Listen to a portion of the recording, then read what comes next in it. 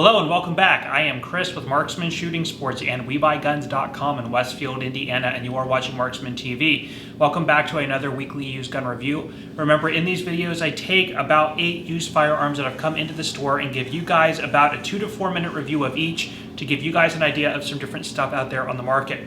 Remember, the point of this video is strictly to be entertaining and educational. We are not making this video to sell anything, to keep in accordance with YouTube's policies. Anyway, with all of that out of the way, let's go ahead and jump into it now. Alright, this video is brought to you by our website, WeBuyGuns.com. If you are considering selling a firearm or firearms collection, please consider logging on to our site, create an account, and submit your firearms for an offer. Now, with the offer, you will get a printable certificate, which you can take with you to competing gun stores to try and leverage yourself a better deal. If you're unable to get a better deal, go ahead and sell it to us. We do provide you with the shipping label, and we will pay you with either a paper check or direct deposit, whichever you prefer, to make the process as easy and seamless for you as we can. Anyway, go check us out at WeBuyGuns.com. Remember the format of this video. We start with the most common and move through least common as the video progresses. Starting off with the number one spot. This is a firearm that not too many people know about unless you're really deeply rooted in the firearms culture or community. But it's something that definitely is worth taking a look at if you see one. Now, this is a Steyr Manliker M9A1 9mm pistol, which comes out of Austria. Now, Steyr as a company actually has a really long past, going back centuries, but they really did not get into arms manufacturing predominantly until about World War I. Made a series of rifles, a series of pistols, things like that. Now, after Germany had lost the war, Austria had been basically forced to cease arms production. And they went into manufacturing vehicle components, bicycles, things like that. And they would not really get back into arms manufacturing until Austria decided to started revamping its military in the 1950s. Now, through about the Cold War era, 1960s and 1970s, this is where Steyr would get a lot of prominence in the firearms market and a lot of respect with the development of the Steyr AUG, or AUG, known to a lot of people. Sort of futuristic bullpup design with the optic mounted over the action. Everybody, you can see the silhouette of it and know that that is a Steyr AUG or AUG if you play video games or watch movies from the 80s and 90s. Now, that would be adopted by the Austrian military, Austrian and Australian militaries. I believe Ireland is using the Steyr AUG today as well. And now, through about the 1990s, Steyr wanted to come out with a new design for a police sidearm. Now, keep in mind, throughout the 80s, you have development of the Glock pistols in Austria, which is gaining a lot of prominence there and abroad. Steyr decides to come out with something in the new polymer frame variety, and they come out with the Steyr M series of pistols. Now, they have the M9 and the M40 because they would come out with a 40 caliber variation as well as a 9mm, as the name would suggest, and a M357 for 357 SIG. The firearm would debut in about 1999. Now, would not see a huge amount of success locally. Where it would shine would be in the U.S. consumer market, but again, not too many people know about these existing, and they have been around for about 20 plus years. Now, they would come out with a compact model known as the C9 and C40, a large frame version known as the L9 and L40. The M9 and M40 was the medium frame, and then they had the small frame as the S9 and S40. Now, in about, this was 2004, they would come out with a second pattern known as the A1, which is this is part of the M1, and they'll have more changes as well. And then on the first design change, they would do more aggressive stippling here on the grip. On domestic variations, they would have a push-button safety. On the American export models, there were no safety options. Then in 2010, they would revamp the pistol again as the third generation, again known as the M9A1. They improved the trigger. You can tell you're looking at a third generation because they put this roll pin underneath the rear side and the back of the slide. And then now currently in 2019, they came out with a fourth generation variation known as the A3, which is a modular pistol to kind of keep up with the modularity advancements that are going on in other handgun manufacturing today. But this is a third generation. So Some of the interesting things about this is actually when it comes to grip contours and ergonomics, this is one of the most comfortable handguns I've ever picked up. They actually fit really, really well in the hand.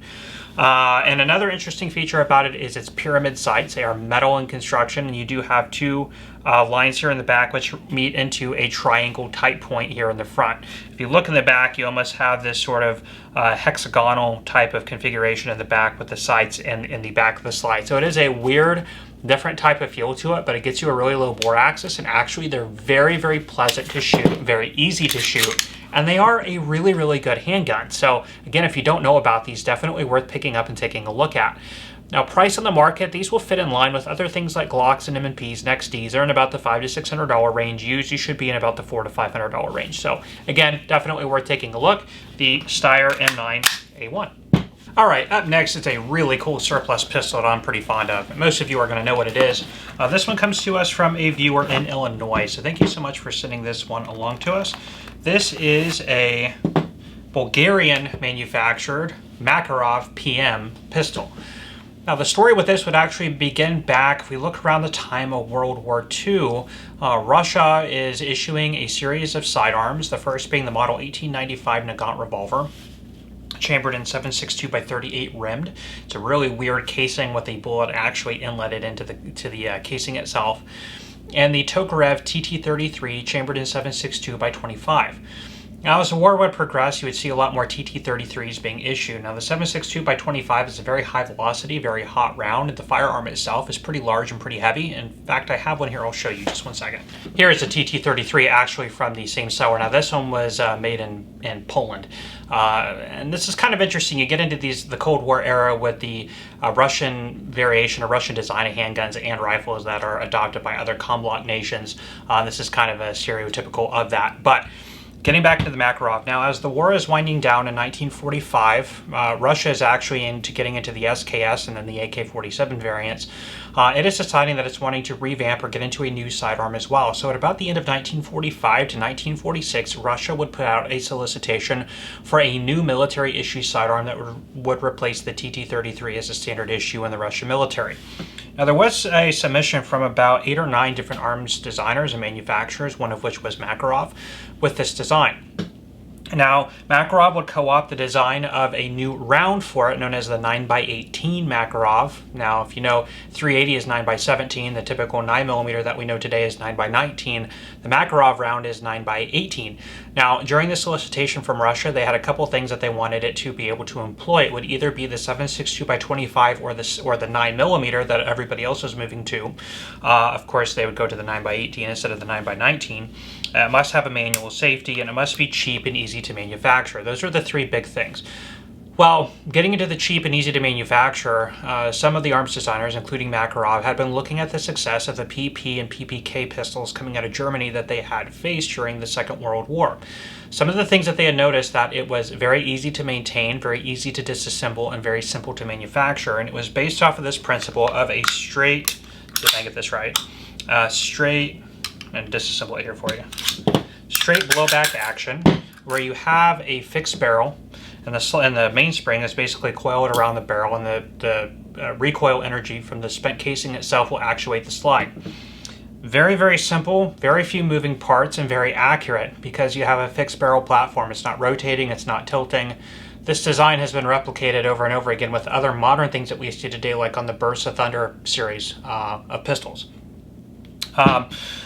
So anyway, long story short, as we would all know, Russia, or the Russian contract for this would actually be awarded to Makarov for this pistol, and it would go into Russian service, officially being adopted in about 1951. The trials would go on to about 47.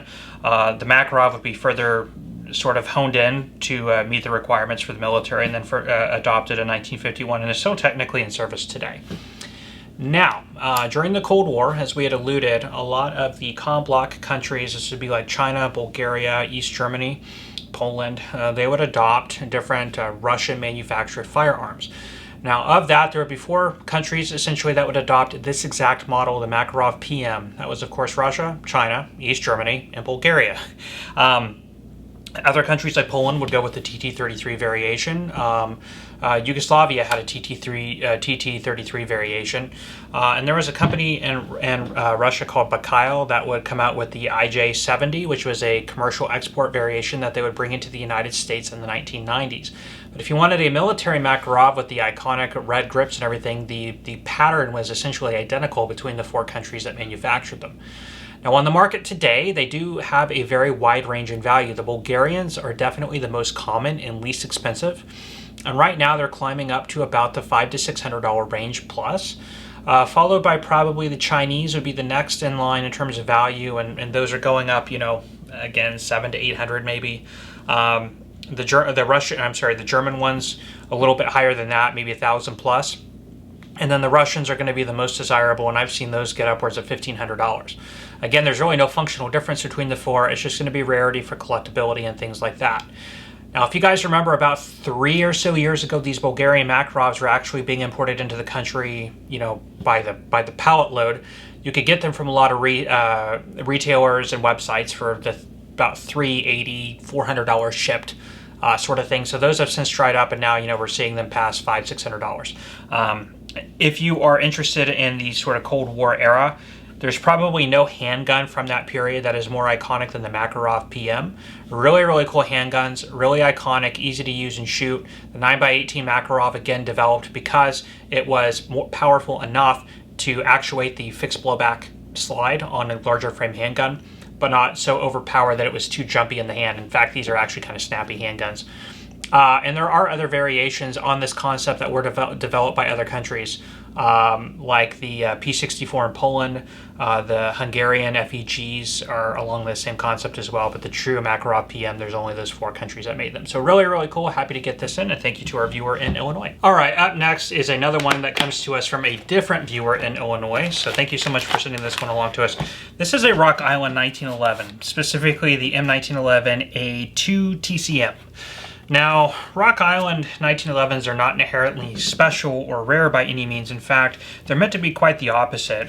So when you look at most manufacturers of the 1911 category, whether it's Springfield or Ruger or Colt or Ed Brown or Les Bear or whatever have you, the pricing on them tends to be a little bit on the higher end. I mean, most inexpensive 1911 series pistols from most manufacturers start at about the $600 to $700 price range and go up from there. Now, the interesting thing about Rock Island is they're actually manufactured and designed by a company called Arms Corps in the Philippines, and they're brought in and distributed locally here in the United States as Rock Island 1911s. Now, the most attractive thing about them is their price point. You get a standard basic model. Typically, it's a 1911A1. They have the double stack variants, A2, whatever have you, and different calibers, 45 ACP, 9mm, 38 Super.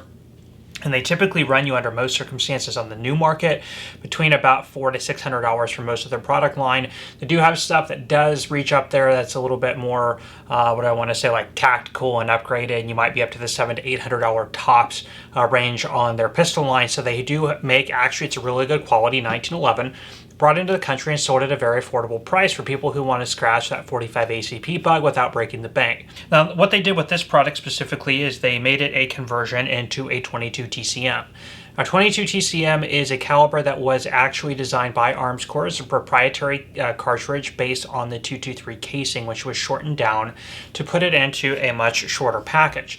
Now, the velocity on these is anywhere from about 2,800 to 3,000 feet per second with a very, very, very small recoil impulse. So the interesting thing about these is you have such little recoil, you have such a little muzzle flip, fast follow-up shots, and a super hot, super high velocity round. That's what's sort of appealing about the 22 TCM. Now, Rock Island or Arms Corps did put out the M22 Rifle that would be chambered in the same cartridge, and as far as I know, those are pretty much the only 2 variations of the 22 TCM you can get on the market. Even though it has not been around for that long, there is a big following on the 22 TCM round. And this is actually a 9mm conversion with it. So with the package, you get the 22 TCM barrel and recoil spring. Being that the diameter is close enough, or about the same, the 22 TCM and the 9mm even feed from the same magazine. So it's a really cool product concept to be able to basically have the best of both worlds in the 1911 platform, which is liked by many. So the pricing on these is a little bit higher in terms of their the products that they offer.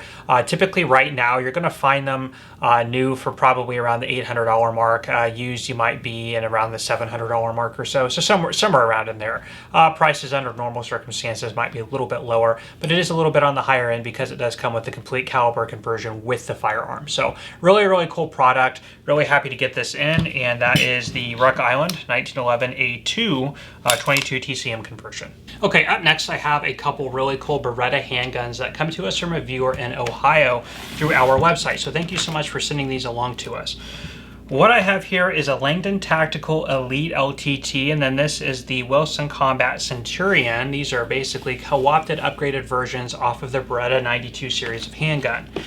Now, the 92 series would be developed by Beretta through the 1970s and through about 1975, and where it has gained a lot of acclaim here in the United States was, of course, with the adoption of the 92 as the type classified M9 by the United States military through the XM9 handgun trials in the early 1980s. It was, of course, then replaced by the SIG P320 as the M17 just recently within the past couple years. Whether you love them or you hate them, the Beretta 92 series has been very popular here in the United States. Now, there have been companies that have come online taking existing firearm models and accurizing them, improving them, making them better for competition or defensive purposes, and Langdon Tactical and Wilson Combat would be two of the most probably notable in this type of regard. Now, if we start with Langdon Tactical, it's a company founded by Ernest Langdon.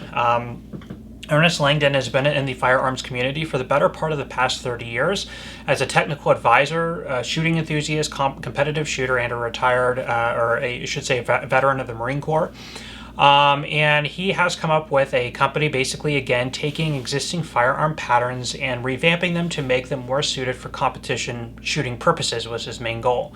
For example, in this one in the Elite series, they've taken a Beretta M9A1 frame, an M9A3 slide with the front side serrations, and basically built upon it in every possible way better components for the more, again, practical use for competitive shooting purposes. You have enhanced grip skills, you have somewhat of a bobbed hammer, higher profile sights, and a night sight configuration with a high-vis front day-night sight as well. Again, front and rear side serrations, really nice trigger, enhanced size on your magazine release on both sides. Magazine release on both sides and your safety. Now, this is a G model with the decocker only, does not actually go to safe. A really nice, attractive looking firearm, very smooth, and an excellent trigger.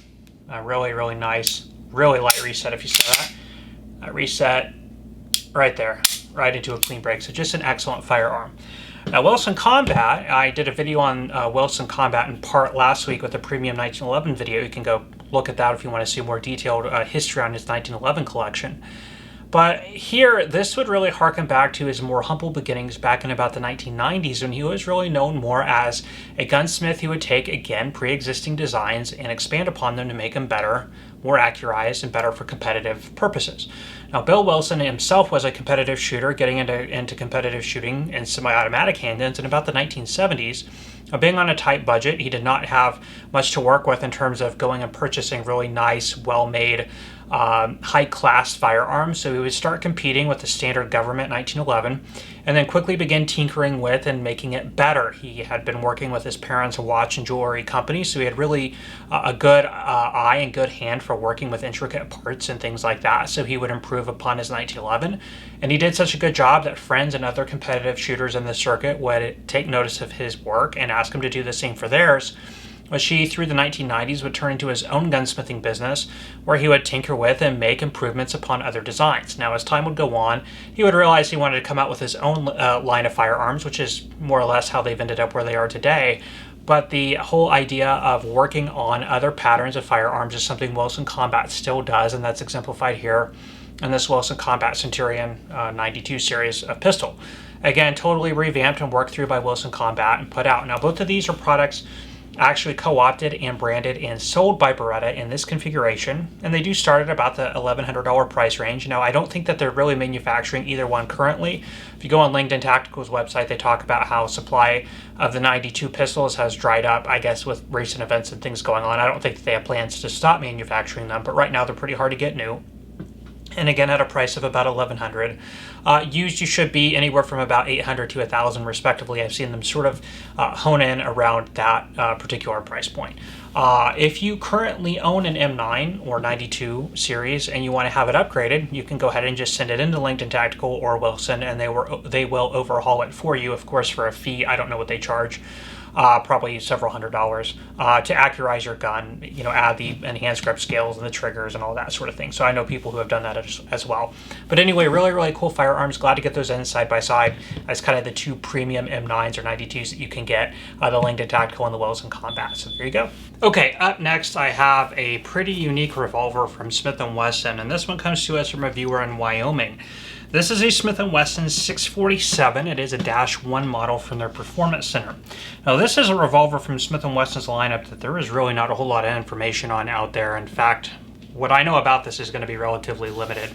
But the original 647 was debuted by Smith & Wesson in about 2003, and it would be manufactured for less than 1 year. And it's estimated that somewhere around 3,000 units were actually produced, which does make the first model 647 one of the least common and hardest to find Smith & Wesson models that exist out there on the market.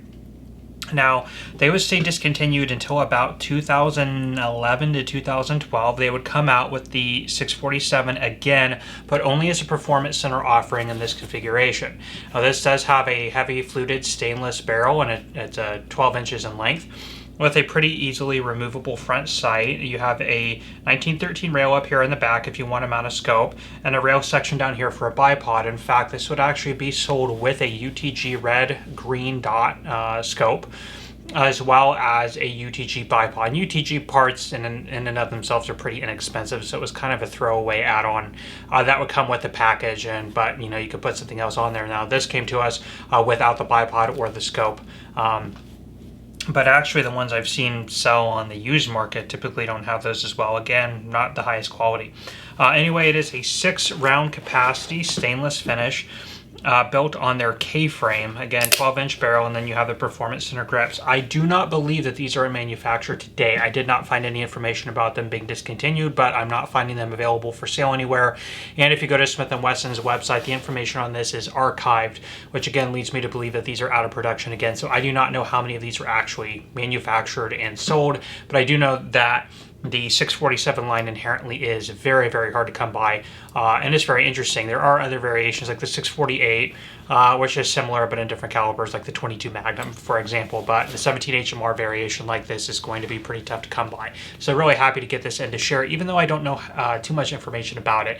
The pricing on these that I'm finding, again, there's very limited data. There is the earlier 647s that were made in the 2003-2004 period, and I'm seeing those sell in the $2,000 plus range.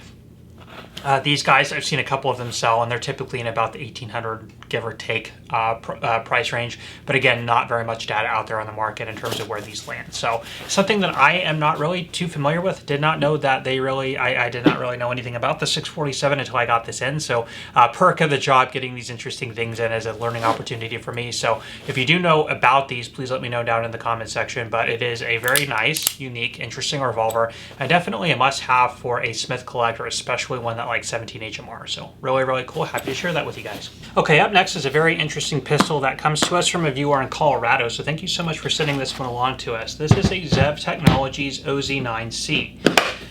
Now, Zev would be founded in 2005 by Alec Wolf and was first known as Next NXT Generation Firearms. They had at some point changed their name to Zev Technologies. Now, what they were known for was really modernizing, or I wouldn't really say modernizing, but expanding upon existing firearm models, most notably in the Glock family.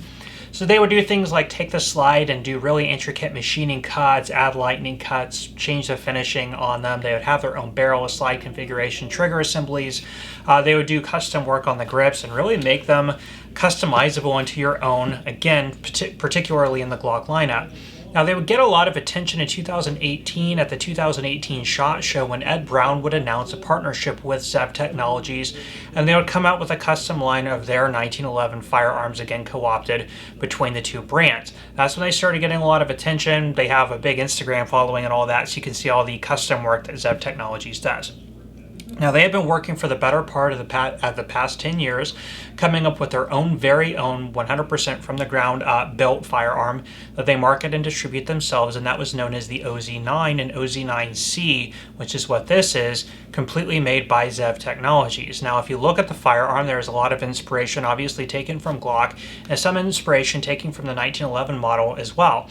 So, of course, if you look into the sort of iconic blockiness of the slide, very indicative of that which you're going to find on a Glock handgun, and they of course incorporate all of the aesthetics into the slide that you would typically find on their upgraded Glock models. You have the threaded barrel in here. Everything is just fully stylized and very attractive looking.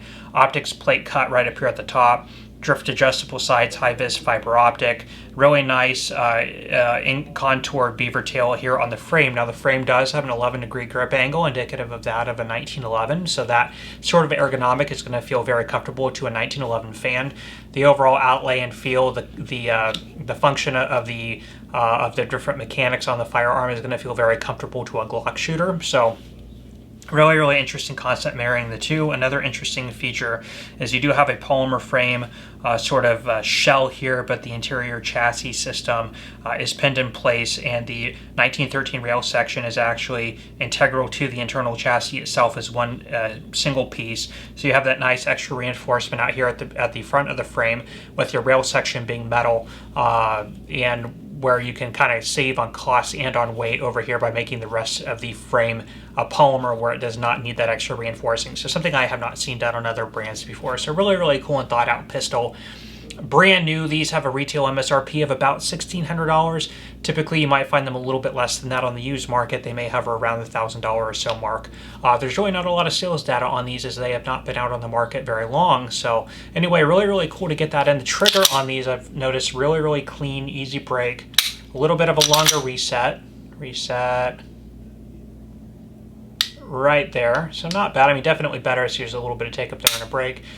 Again, trigger's not bad. So, I mean, for the price point, a lot of the money you can tell has been put into the intricacy of the design elements here, but still a really cool modular functional pistol. Definitely very interesting. So happy to get that in to share with you. Okay, up next we have a really, really nice pistol that comes to us from a viewer in Michigan. So thank you so much for sending this one along to us. This is a Colt Gold Cup National Match 1911 pistol. And it is a 70 series. For those of you who don't know, the 70 series, I should say the 80 series, really had the safety plunger here in the back, where you would pull the trigger and it would push that plunger out of the way, allowing the firing pin to engage with the back of the primer. It would add a little bit of weight and stacking to the trigger, which is why a lot of 1911 aficionados, especially those in competitive shooting, stay away from it. So this is in the 70 series configuration. Now, the National Match, Gold Cup National Match concept would come out from Colt in the 1950s. Now, at the time, the 1911 pattern was the most popularly used pistol configuration for competition, and still to some extent it is today as well. Even today in a lot of competition circuits, the size parameters around the 1911 are pretty much the standard for size that can be used in most pistol competitions. Now, what you had in the Gold Cup National Match was a target wide spur hammer. The earlier ones would have a single lightning cut here in the trigger face, or I'm sorry, through the trigger body. Here you have 3 holes drilled into it. You have target competition sights, really nice grips. I'm trying to think what else. The trigger pull itself is phenomenal. Just a really nice, honed in, ready to go competition 1911. I guess is really all there is to say about it. They still manufacture these today, and the pricing is pretty wide on these. If you get the earlier ones with the original clamshell cardboard box with the styrofoam clamshell inserts, you can be in excess of $2,000 to $3,000 on those, depending on what they come with in the overall condition. They did make them in this stainless configuration as well as the blue, like you see here, 45 or 9mm. It does have a National Match barrel, and again, is one other thing that they changed about it. Modern ones today, brand new. They do sell around the $1,500 to $1,600 price range. I do believe that they are still in production. In fact, I'm pretty sure that they are. And as you get older, the price tends to go up. So some of the ones from the 90s might sell used for about the $15, and then you get up from there. So anyway, a really, really cool firearm. Not much else to say about it. So it is one of the most premium 1911s put out by Colt, the Colt Gold Cup National Match. So thank you so much for sending this one along to us. Okay, up next I have a very rare and very collectible revolver from Colt, and this one comes to us from a viewer in Kansas. So thank you so much for sending this one along to us. This is a Colt Official Police, but more specifically, this is a Colt Marshal from the Official Police line. Now, the Official Police was on the medium frame or the I frame from Colt and would have been produced by Colt between about 1907 and 1969. Now, when they're in about the latter end of production, between about 1954 and 1956, they came out with this, the Marshal, which was on a rounded butt configuration of the revolver, and it had a 2 or a 4-inch barrel chambered in .38 Special. Now, these look very similar to the Colt Detective Special, except for the Detective Special is on the D frame, the small frame revolver. And these are very oftentimes faked, so you have to be pretty careful. Now, the serial number range on these was between about 833,000 and 845,000, and the serial number on this is 843,560. And per Colt serial number lookup and per the serial number, that puts this in 1956 right there in that production block. And this is, of course, a 2-inch barrel. Now, between the 2 and the 4-inch variations, only about 2,500 would be manufactured, with estimated roughly around 1,000 of them being in the 2-inch configuration. So this is one of 1,000 made by Colt and in very, very good condition. I wish I had its original box, but the original grips are matching inside. They're penciled as matching. Original 2-inch barrel. Just a wonderful, wonderful firearm. Very collectible. Very nice. Fit, feel, function, beautiful guns. Price-wise on these go anywhere online between about $2,500 to $3,500 respectively, depending if it's got original box and stuff like that. It's going to be more towards the higher end. If it's got a Colt factory letter, and I'm probably going to letter this gun. But anyway, very, very cool, very unique and interesting. Not much else to say about it, but I wanted to share that with you guys. Very unique, or very, very rare to get in something like this. So very happy to get that in and share it with you guys. Well, that is all the time I have for you today. Thank you so much for stopping by and checking out this video. If you enjoyed, please let me know by hitting that like button, and please also consider subscribing to my channel and hitting that bell notification button so you are aware when we are posting new content. Anyway, I will leave you off there. I am Chris with Marksman Shooting Sports and WeBuyGuns.com in Westfield, Indiana. You are watching Marksman TV, and I will see you next time.